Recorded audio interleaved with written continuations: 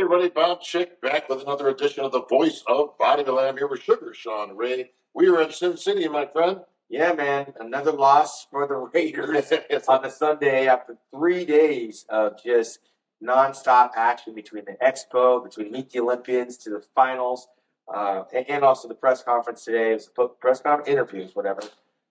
Yeah, long week. Yeah, well, it's a long week for me too. My Cowboys fared no better. We're 0 for 2, but undefeated, bro, when it comes to Olympia coverage, and that's what we're doing today. What a great weekend, Sean. Congratulations to all of our winners. We're going to go down it in depth, but what a great weekend for the Olympia. Yeah, I mean, we saw a few upsets.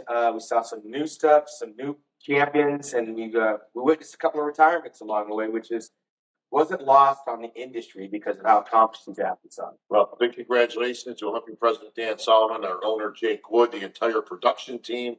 Great job, Martine, Kate, and there's so many that we could go down, but everybody knows who they are.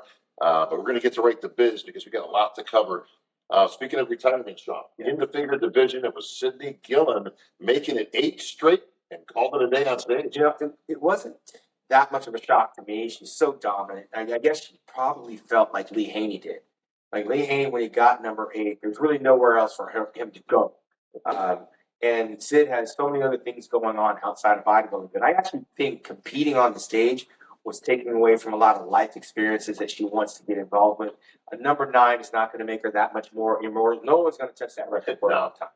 I don't think anybody's ever going to touch that record, but what a great champion, and how dominating of a champion when you think that for the better part of a decade, she just ruled. And with all due respect to the other competitors, it was her and then everybody else. Yeah, and you very rarely see that. We saw a little bit of that in some of Ronnie Coleman's run. We saw a lot of that in Lee Haney's run, but nothing the likes of what Sid Gillen accomplished. Well, it was women's physique that was next up, and Sarah Villegas makes it number 4, tying the record. Yeah. The great Juliana Melicarne. It didn't happen without a little bit of controversy. I was surrounded by a lot of people that thought that should have went the other way for Natalia. And that division's been back and forth for a while. I mean, that is so close. It just comes down to what you actually prefer, because some people thought Natalia might have been a little bit too hard. Some people thought that the presentation was a little bit better. I don't know. But I personally was liking and being more drawn towards Natalia, but I couldn't argue with the victory of Sam. You know, I kind of heard the same from the prejudging. It was pretty much split 50-50 in terms of what the fans thought and how it might go. But we had the rubber match out of the last 3 because Sarah actually has 4 titles now to Natalia's 1. Yeah. But it's so close every year between these two. I got a feeling that we'll be seeing them with some more rematches in the next couple of years. Natalia shouldn't go anywhere. She waits her time like a lot of other people. That time will come, just like it did in the 212. Well, there was obstacles to overcome for some of the other athletes, most notably in our fitness division. Missy Truscott went down right on the stage 5 feet from me last year on the Olympia stage. Blew out of me completely. And that would have finished most people's careers. I mean, you don't come back in that, especially in fitness. But Sean, in 10 months' time, she rehabbed the knee, got herself back in there, made a few adjustments to her routine. She's back in the winner's circle with her 3rd Olympia title. And she was very emotional about it because she needed a support team around her to just stay on that path. Because even though she might have turned a corner in the performance and the physique side, when you get on that Olympia stage, all kinds of stuff can go wrong, which it did a year ago. So to overcome those challenges, overcome those fears, retain the title, that was huge, especially since she was up against Taylor, who's no joke when it comes to the fitness round. You know, Taylor was no joke, but I thought her routine was better last year. It was a little bit more demanding. She did some things last year that you shook your head and went, whoa, what did she just do? Yeah. I thought she kind of let off the gas a little bit for that, and I think it cost her. It's still a 3rd place finish in only her 2nd year. And Jacqueline Baker just continues to improve. She's the consummate champ out there, puts herself in a nice runner-up position. And we saw Oksana Grishina on stage, but she looked a little far away from the competition. Yeah, she looked like I did about a month ago. She came out just ready to go. I was just praying the water didn't break on stage, but I sympathize with how it's kind of bittersweet, right? She knows that that's a show, that's a stage she should be in and on. And at the same time, she's got bigger things getting ready to come her way that are going to be, it's going to be a whole nother feeling. She's going to feel like a champion all over again. Life gets in the way sometimes. It's competing. And Whitney Jones, the consummate multi-time pro, she was out there handing out the awards. Yeah. So it was great to see her back in action, at least on the stage in that capacity. But I think she's pretty much called it a day when it comes to competing. It was our mutant sister from another mister. Yes. Who put it all together. Andrea Shaw makes it number 5. Yeah, and she looked like Sid Gilliam. I mean, for me, it was a runaway victory for Andrea Shaw. She showed us that she could be vulnerable and got beat this summer, but she had so much time to correct all those mistakes. Whereas Angela only got second. Angie, yeah. There wasn't a lot she could do because of her height and her size, kind of like Sean Florida. There's just not a lot of changes she could make. But with Andrea, she left enough room in there to make the adjustments. And when she's on, she's unbeatable. Well, listen, she wasn't unbeatable at the Rising Phoenix. She let her guard down. She wasn't on. And she wasn't on. Angie was very much on. She came in at her all-time best, and she was just rewarded. But I got to give credit to Andrea because she took it like a champ, didn't point fingers, didn't cry foul. She said, I took it for granted. I kind of let my guard down, and she rightfully came in and gave it. Yeah. But it lit a fire under her ass to get back into action, bring back 100%. And when she's 100%, I would not doubt that she could tie or even challenge in the next couple of years after that. Well, with the all-time winningest bodybuilder, all-time Iris Kyle. Yeah, prior to that, of course, with Iris Kyle, even Linda Murray, we thought some of those milestones were not possible. She's halfway there. Yeah. It is possible. She's got to stay injury-free. Well, she's back in the winner's circle again, 5-time champ. Wellness division's a brand new champion. Something we don't hear very often. No, listen, Franciela Matos from Brazil, the only champ we've ever had in this 3-year history. She's won all 3. She was confident at the press conference. She kept shaking it off, and they all kind of, give each other a little bit of a hard time because they're all good friends. But it was Isabel Nunez that came out in the winner's circle. She was confident that she was the present and the future was still to come. The future arrived just the other night. I don't think that humbled her because, listen, these girls are so close. There's nothing that she needed to work on in order to hold on to the title. The other girl was just more complete. I just liked her look. Well, it was the battle of the blondes up there because France and Red, she brought everything, and it's a newcomer in Labrada. She was 6-0 when she came into this competition. She's never lost a competition that she was in until she comes into the Olympia, and she's top 3 in the world. Yeah, incredible start, and I know she's going to be around for a long time. Sure will. Wheelchair bodybuilding was back. Big shout out to our buddy the Beast, Nick Scott, wheelchair chairman. Does a lot of work for these guys. There was 12 athletes, the biggest ever they've had from all over the world. But you can see that the depth was much deeper than before. That bar has been raised exponentially since that first started just a few years ago. But it was the champ Harold Kelly, King Kong Kelly, who kind of did like an Andrea Shaw. He's won every show he's ever been in. He was a 5-time Olympia champ. But he let his guard down. He lost his title. He lost a few shows last year. He came back and fighting for him again and got himself back in the winner's circle. You mentioned that life sometimes gets in the way. This guy's a gym owner. He's a father. He's 53 years old. And sometimes you can get complacent. And sometimes having what you have taken away from you makes you hungry to get it back. And he climbed all the way back up to the top. Bro, I didn't realize he was 53. I mean, I've known Harold forever. I thought he don't look anywhere. He said that at the press conference. Yeah. I think it took some people by surprise. But by the way, he would be is the oldest Olympia champ. He said that at the press conference. You were taking notes, but sure. Harold, he's the real deal. He is. Well, Chris Cormier's the real deal. But I get what you're saying. He doesn't have an Olympia title. As a matter of fact, he doesn't have 6 Olympia titles. No. Or is it 6 or is it 5?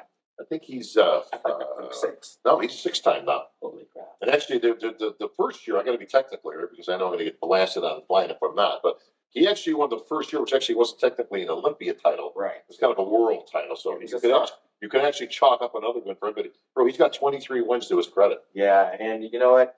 It's all well-deserved because when you see the challenges that these guys got to go through, no one's been through it the way that Harold has. And as classy as he's been. Yeah, he's a great representative. But you know what? Speaking of well-deserved, nobody was more deserving when we came into this Olympia, the Bikini division, than Laura Lee Chapados.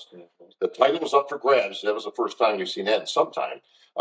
In that the current champ, Jennifer Dory, decided to take the year off, concentrate on family and other things, business-related.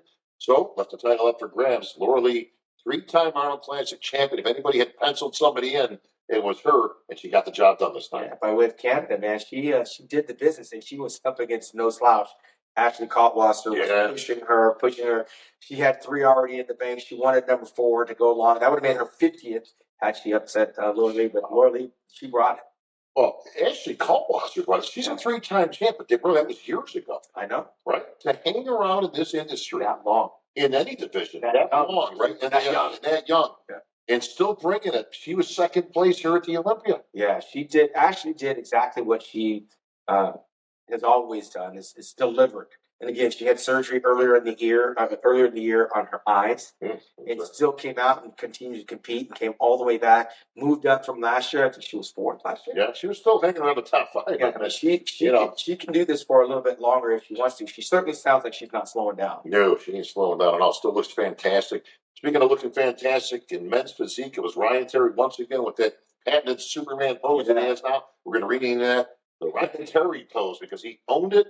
And he owned that title, and he put his second Olympia victory in his back pocket. Yeah, and he beat a lot of good guys in that division as well. But he is right now personifying what that division is supposed to look like from head to toe. Well, the previous champ, Aaron Banks, I saw on social media, called it a day. Actually, he said he's retiring. He's all done. He's going to move on to other things. It happens, man. These guys, they put everything they have into these shows. And at some point, you got to make that turn because you're hitting that wall. And these guys are coming out of, Ryan Terry's no stranger. He's been around for 10 times. It's his 10th Olympia or 11th? 11th. Yeah, so I mean, and he's just now getting there. And Aaron Banks, there's greener pastures other places. He's done it. Well, best of luck to him. But Ryan Terry, hats off, man. You look fantastic. You represent, well-spoken. He brings that title back to the UK. 2 titles going back to the UK. We're going to get to that in just a few minutes. But it was the 212 gentlemen that took the stage in a rematch between Keon Pearson, who upset the champ, and Sean Clarita, the Giant Killer, another mutant brother of ours. And a rematch it was, but this was not the rematch everybody was looking at. No, but I think Sean knew the down and distance when we saw pictures of Keon after last year's victory. And Keon had room to grow. He wasn't super big, but he's got the bone structure of an open bodybuilder, Sure does. which makes Sean appear a little bit too small. And Sean by himself, he's the champion. Put him next to a guy that can make the weight. He's taller, he's wider, he's got more muscles. The conditioning goes to Sean, but everything else, it seemed, went to Keon. Well, I got to ask because, unless I'm mistaken, I thought Sean looked a little downsized this year. He didn't have that pop like he used to have. He said he brought his weight back down to his fighting weight, which I thought was a smart move. He said he was 175. That's where he was when he won the Olympia. But he was lacking a little bit of that roundness and a little bit of that pop. Did we see him age overnight, or is that just because Keon Pearson was here? Sometimes when you're trying to get really tight and really dry, you don't feel out. I guarantee you, like the day after the show when he ate, that's probably when he looked his best because sometimes you just get too drawn, pulling the water out, bringing the carbs down, and then you go to flex and it's not really popping. You put that water back in your system and you blow up. For Keon, it worked, and it was he had that 3D illusion especially from the back, that tiny waist, that vacuum, the front double biceps, sweeping quads. Nothing Sean could have done on that day would have taken that title away from Keon. Where does he go from here? Let's keep doing it. He needs to stay there because Keon, he's proven he can compete twice. Sean doesn't have as much volume, but he can compete and continue in other shows and stay on that path. And if Keon comes in slipping, that's where he steps in and takes the title back. Well, listen, he didn't slip up too much. He was still second place. Yeah, it's not no shame. Yeah, there's no shame in that. So congratulations to both athletes. Angel Calderon lends himself in third. Kareth Baggio, much improved in fourth. And Vito Porto rounds out the top 5 in your 212.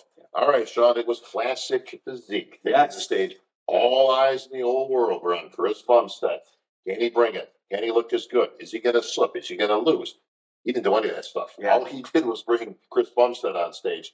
And it was, once again, lights out. He is just literally separating himself from the pack at this point. Yeah, when you want to talk about somebody that has pressure, because each year Chris has come up, he's added more things to his plate. Now he's a father. He just announced that he had this other deal with the Gymshark, I believe it is. Yeah. But there's all these other things that are going around making noise in his universe. Meanwhile, trying to hold on to a title. It's very slippery with the progress the other guys are making. One wrong turn and that title is gone. But I think he knows that window is getting smaller and smaller and smaller. Those guys are getting closer and closer and closer. Well, one guy that wasn't closer. He didn't run away with that title, by the way. No, listen, the gap has been closed, so he looked fantastic. Yeah, so it looked closer than normal, but it wasn't from Ramon Dino. Mm-hmm. Ramon Dino came out there, and he was a waterfall. He was sweating bullets the second he got on stage, to the point that his color actually started to melt off of him. Yeah. And when he came back later, you could see he was much improved. He was just, you can't start that far behind at the Olympia and then catch up.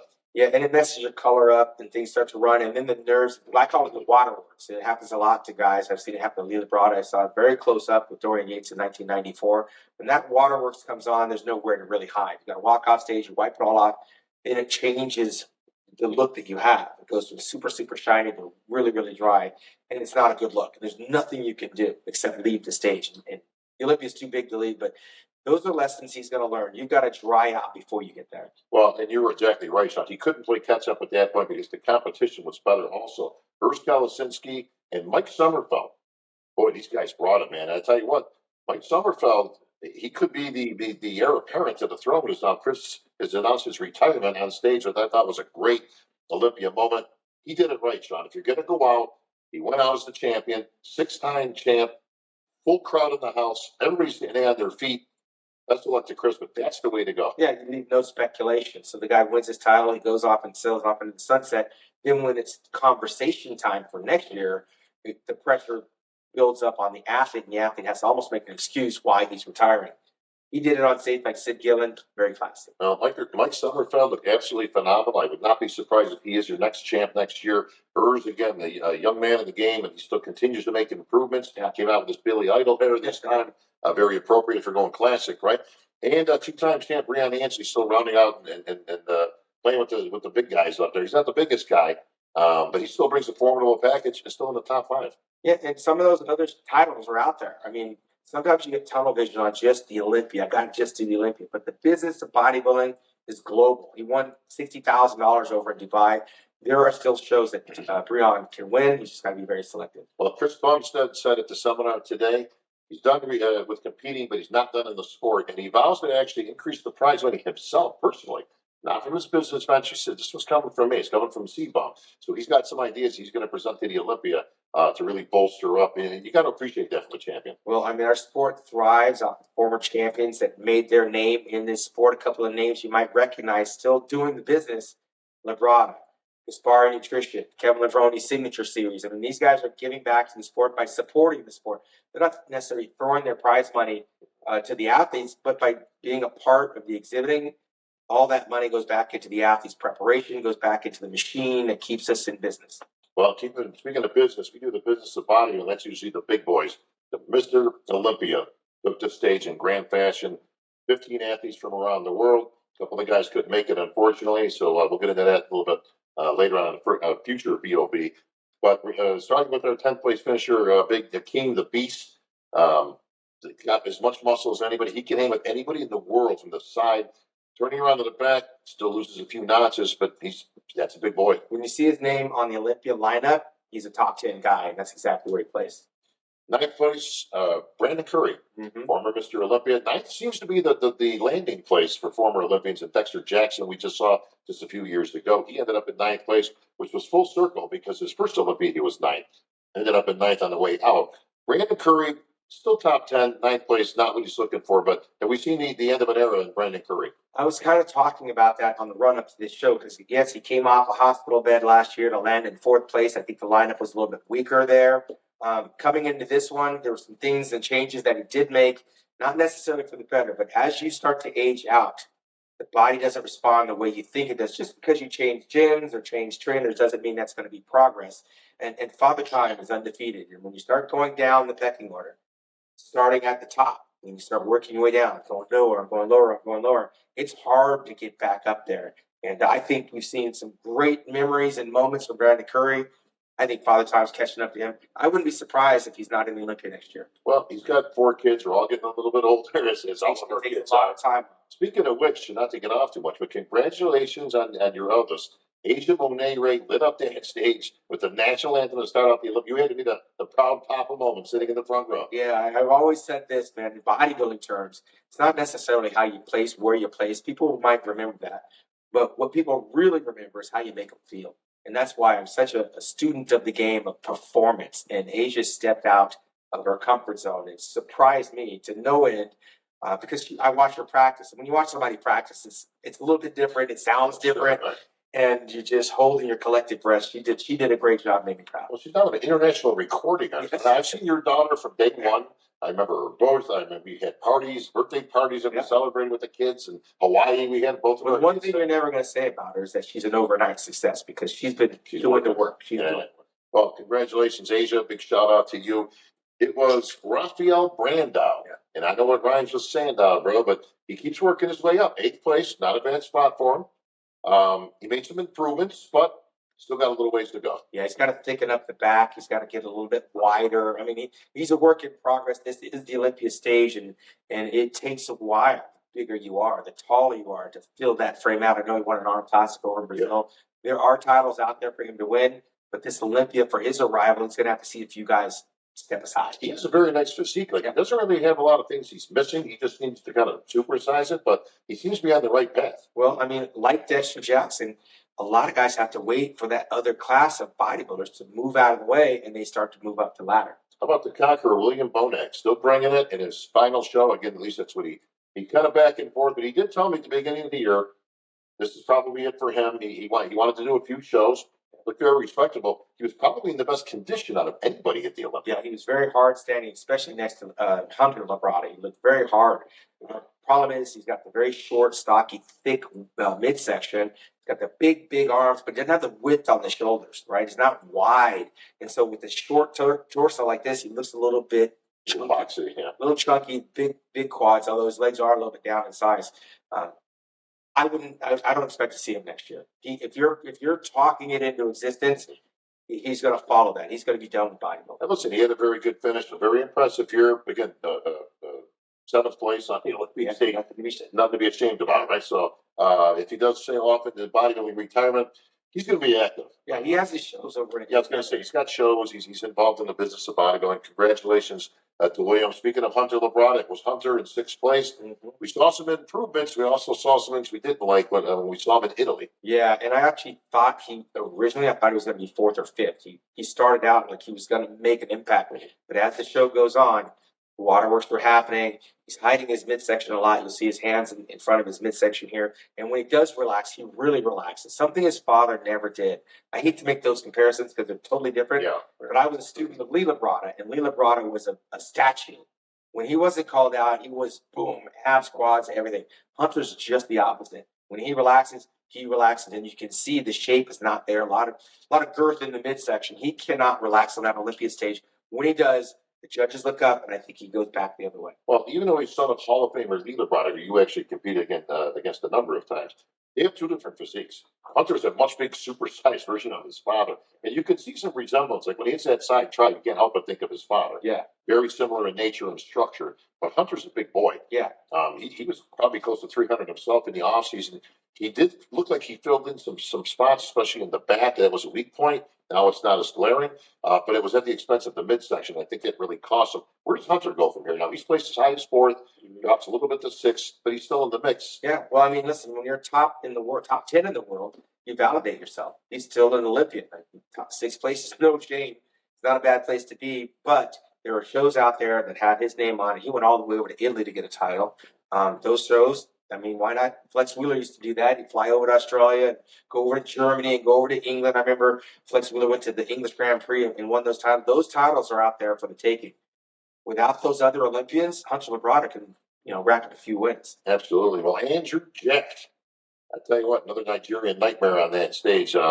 He's a big boy. Yeah, 6'2", 300 pounds in contest shape. We saw the improvements in Texas. Did he bring those improvements here to the Olympia stage, or was he about the same in your opinion? Yeah, I think in Texas he literally peaked. I mean, he was a different bodybuilder in Texas, and the lighting was different. The moment was different. He wasn't standing next to Olympians, top 4 or 5 guys in the world. Whereas Texas, he could look a lot better. Because I don't forget who was second in Texas, but he definitely wasn't in the top 5 in Olympia, whoever it was. So when you put that winner up against the best of the best, you could see the areas he has to work on. He was a little smooth in the hamstrings, still need to be a little bit more crisp, but the shape and the structure says Mr. Olympia all over it.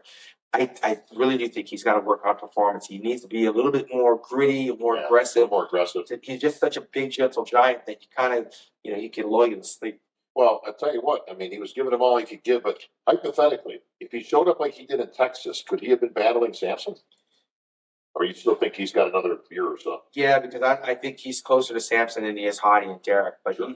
he doesn't have a lot of time. Whatever he's going to do, he's going to have to do it. But I also believe he's going to have to do another show like he did in Texas to keep us talking about him in that top 3 vernacular. Well, Shawn, if there was a feel-good moment of the weekend, I think the biggest winner outside the actual winners was Martin Fitzwater. Put himself on the map. 4th place finish for this young man. He made improvements. We saw him in New York. We both had him winning over Nick. He didn't get the win, but I tell you what, he was like the people's champ there. And that spilled over, man. That crowd went crazy for Fitzwater. Well, we saw it coming because I, like yourself, I had him beating Nick Walker, which would have put him smack dab in that conversation for the top 5. And people were sleeping on Fitzwater because we don't know a lot about the guy. Well, I'm in agreement with you because we saw Fitzwater coming when he got second to Nick Walker in New York. I actually had him winning like you did. But in coming in second place for Fitzwater and hearing the positive accolades, I think that turned up the volume in his motivation. There's a few guys that wound up coming into the top 4 in their first Olympias, and he's the most recent. I know that what he did over the summer, hearing all this positive affirmation, you could have beat Nick. You almost beat Nick. Right. You know what Nick did with his career. Sure. He came and got 3rd in the Olympia, went to the Arnold Classic and won there, won in New York. Fitzwater did everything he needed to do to make a very good impression. As soon as the water started to come up, he wiped it off. And the more he posed, the more we were attracted to him. And it actually took away from considering Big Andrew Jack, and we focused more on him with the judges' cop out. Well, he held his own against everybody and worked his way up to 4th position, $40,000 to his credit. What a great start to a great career for Martin Fitzwater. So congratulations to the Martian. Time to get to the big 3, bro. Here we go. Yeah. And all eyes are on these 3 guys, Derek, Hottie, and Samson. Here we go again. I think everybody coming in thought it's probably going to be about the same. It's going to be Derek, Hottie, and Samson. Yeah. That's not what happened. No. And, of course, the reigning champion always has the advantage to be given a little bit more consideration. At least that's the school of thought that I follow bodybuilding. With Lee Haney, with Dorian Yates, and with Ronnie Coleman, you had to take the title away from the guy, right? So when they all 3 came out there, even going into the show, I thought between the 3, the most genetically gifted is Samson. He's got to come in, he's got to nail his peak, and if he doesn't, these 2 little guys are going to, because we know they're known for being in shape. Derek from the back, Hottie from the front. So there's the door's open because one of the 2 is not really there. Derek hasn't really corrected the hardness in his front. Hottie hasn't dried out from the rear. And here you got Big Samson with all this muscle and symmetry. And again, I'm going to go back and say it again. Sometimes you are swayed by how someone makes you feel when you're watching them do the business. Samson was hitting those poses. He was staying composed. There was no bad attitude. There was not too much aggression. And then when it came to the routine round, I mean, it sealed it for me because I was feeling a certain way. I'm like, I feel this is going to be an upset. It's bubbling over.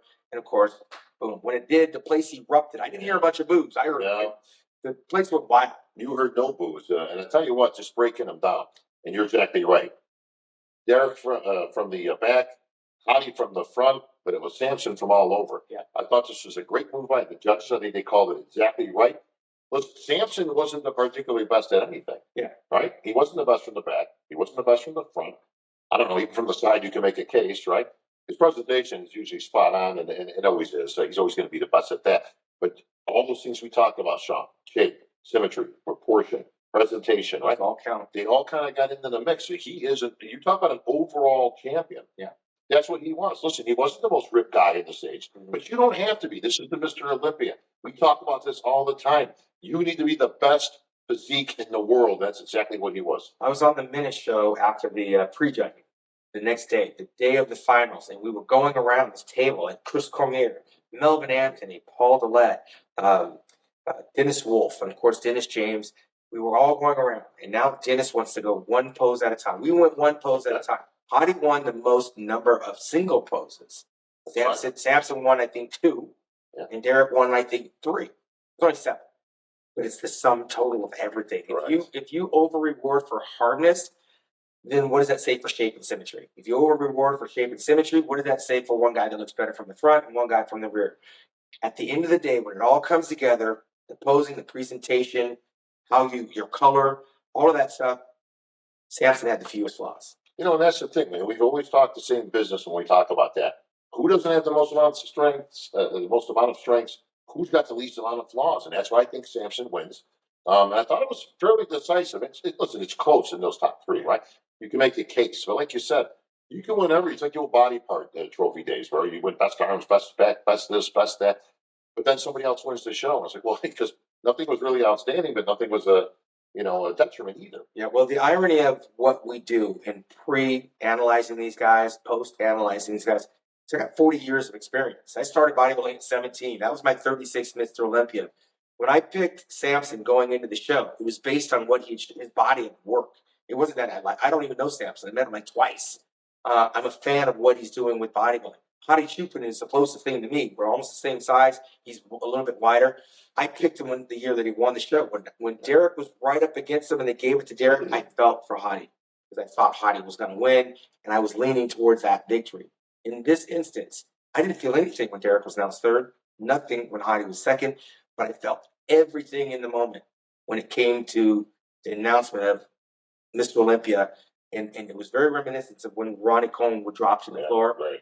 I don't believe that Samson was as confident as Derek was in winning the show, but when it was announced that he won it, he just realized that, you know what, they picked the best, most complete guy, and I was in agreement. All right, let's break it down in specifics. Why does Derek Lunsford lose the Olympia, and not just lose it, but end up in third? Well, I just think we expected more from him in terms of the balancing from the back and from the front. I also expect a little bit more from the posing, which I wasn't all that impressed with.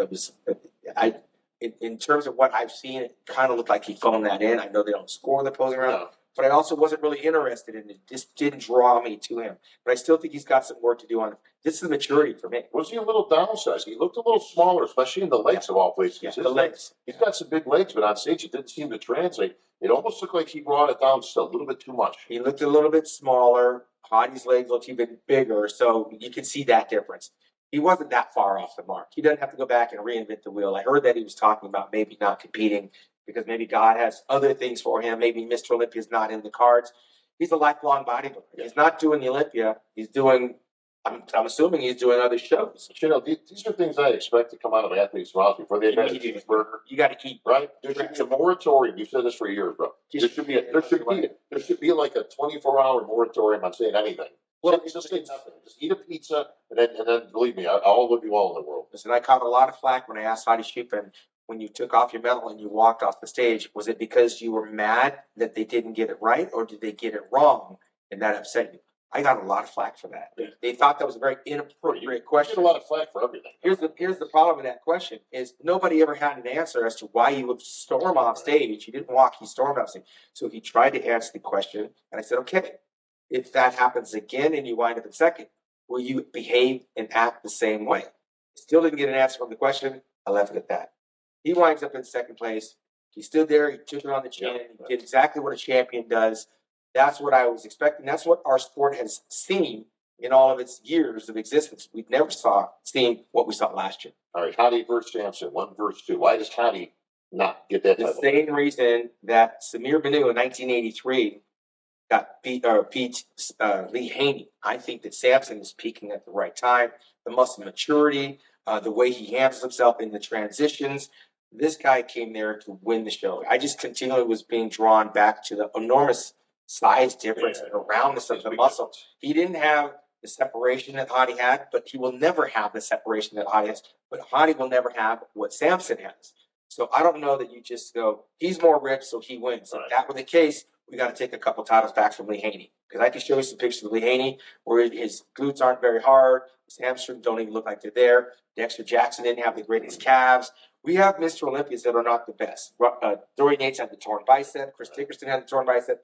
They're not perfect. But in this scenario, the guy with the fewest flaws, I think, won. Yeah, and that's the bottom line. And this, to me, this is a simple answer. The reason that Hadi doesn't win, the reason that Derek doesn't win, is because for the last 3 years, the fate of the Olympia title and the Sandow rested on Samson's hands. It all came down to what he did, not the other guys.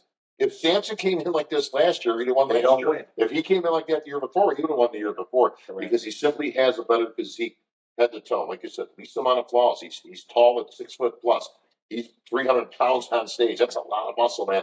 At the end of the day, Shawn, is still a muscle show, right? I can tell you, Derek and Hadi have nothing to be ashamed of. They got beat by the better bodybuilder on that day. That bodybuilder was a work in progress. He wasn't there the year that he wasn't ready the year that Hadi won. He wasn't ready the year that Derek won, and neither were they before they became Mr. Olympia champions. It happens. Well, you know the tide always turns when you got a different champion. Does the emergence of Samson Dauda as our new Mr. Olympia champion bode well not just for him, but for his brother from Nigeria, Andrew Jack? Does it bring him up in comparison now? Have we seen the return of the big guys? Well, Samson does not have to requalify for the Olympia, and I know that he's done a couple of shows in the calendar year. Same with Andrew Jack. He's a big guy. Can't compete with the frequency of a Dexter Jackson. But Andrew is going to have to requalify, correct? Outside the top three, he's got to find another show. He's got to be very strategic when we see him again. And when we see him, he may be the only Olympia competitor in that lineup.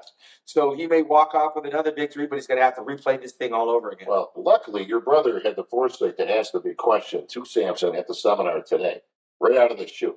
Now that you're the champ, you got an opportunity to do what you haven't been able to do ever, which is rest, relax, obviously get out there and train, make your appearances, go be Mr. Olympia, and then you got a year into the Olympia stage.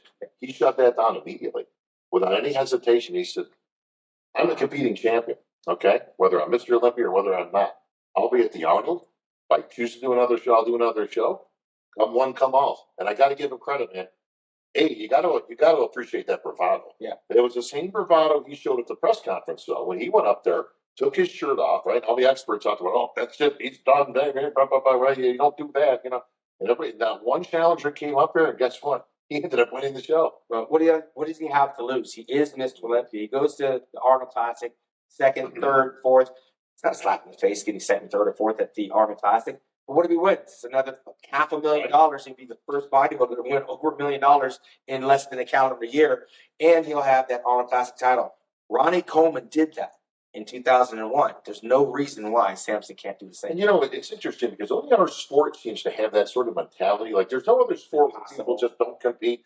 If Tiger Woods lost the competition, it doesn't mean he's done. Or if he wins the Masters, you don't see him until next year's Masters, right? What would be the harm? Like you said, listen, it's a different game on a different day. So Samson goes in the Arnold and he wins whatever, $500,000. Okay, I don't know, that's a pretty nice paycheck, right?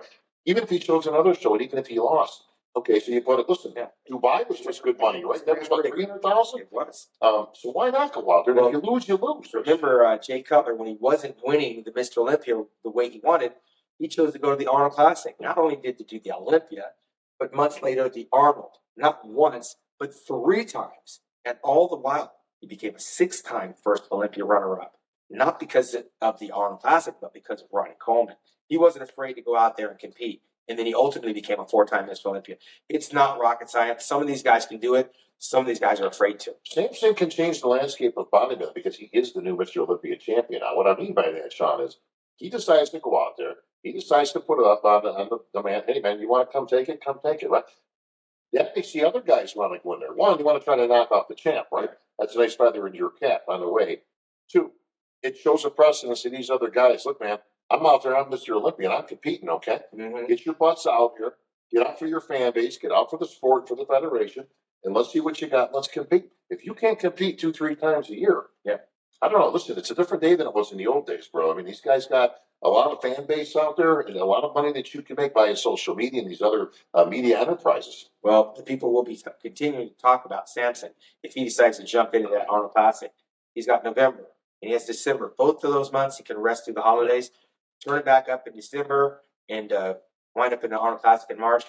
And these other guys probably won't be there. I guarantee you, maybe Hottie and Derek may not be there. And then who's he up against? Andrew Jack, Martin Fitzwater?